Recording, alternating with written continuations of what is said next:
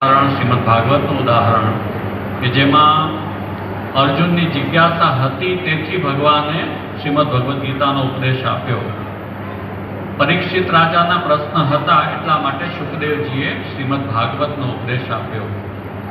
એના દ્વારા આપણને એ બોધ આપ્યો કે આપણી સનાતન ધર્મની શાસ્ત્ર પરંપરા, ધર્મ સાધના પરંપરામાં કોઈ પણ સાધક, કોઈ પણ શિષ્ય ત્યારે જ અધિકારી બને કે જ્યારે એની અંદર કંઈક જાણવાની, કંઈક કરવાની તત્પરતા હોય.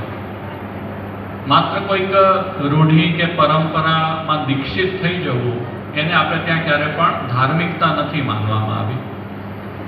આજે આપણે પ્રાયઃ આપણી ધાર્મિકતાને એ રીતે પરિભાષિત કરીએ છીએ કે એ રીતે સમજીએ છીએ કે કોઈક એક પરંપરામાં જન્મ્યા અને ત્યાંની કોઈક વિધિઓ હોય એ અનુસાર આપણે દીક્ષા લઈ લઈએ.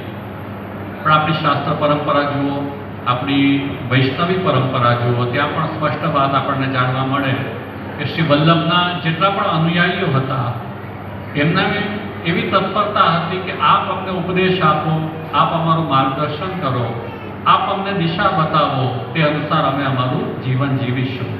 અને ત્યારે શ્રી વલ્લભે પોતાના સિદ્ધાંતોનો ઉપદેશ, એક વૈષ્ણવી પરંપરા, વૈષ્ણવી સિદ્ધાંતોને અનુકૂળ એમનું જીવન કઈ રીતે હોઈ શકે એનો બોધ એમને આપ્યો. જ્યાં સુધી આપણને તરસ નથી લાગતી ત્યાં સુધી આપણને કેટલું પણ પાણી કોઈ પીવડાવી દે, જ્યાં સુધી આપણને ભૂખ નથી લાગતી તો કેટલું પણ આપણને જમવાનું મૂકી દેવામાં આવે, તેનો કોઈ લાભ આપણને થાય નહીં.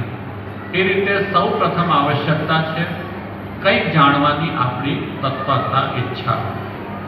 આપણે જે ધર્મ સંપ્રદાયમાં છીએ, પરમ ગૌરવનો વિષય છે. આપણો માર્ગ શ્રી કૃષ્ણ શરણાગતિ, શ્રી કૃષ્ણ ભક્તિનો માર્ગ, સર્વશાસ્ત્રોના સારરૂપ માર્ગ છે.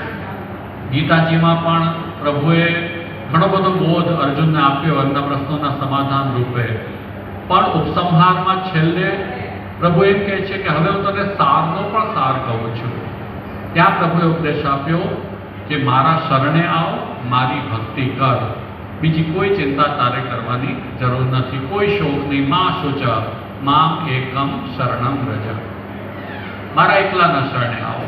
મહાપ્રભુજીએ કૃષ્ણ એવ ગતિર્મમ, શ્રી કૃષ્ણ શરણમ મમ, એમાં આપણને આ સહજ બોધ પ્રદાન કર્યો છે. એની ગહનતાને સમજશો, એનું નિત્ય અવગાહન કરશો, એને જીવનમાં ઉતારશો તો એનો લાભ પ્રાપ્ત થશે. ખાલી દીક્ષા રૂપે તો આપણે ક્યારેક નામ પમાવ્યું હોય, ક્યારેક બ્રહ્મસમાન લીધું હોય, એ ઘટના તો જૂની થઈ ગઈ. પાછી બચપનમાં ક્યારેક થઈ ગયું, પછી જીવનમાં શું કર્યું, યદિ એમાં કશું નથી કર્યું તો એનું મહત્વ સિદ્ધ નહીં થાય. તો જાગૃતિ લાવીએ, પાઠશાલાનો પ્રયોગ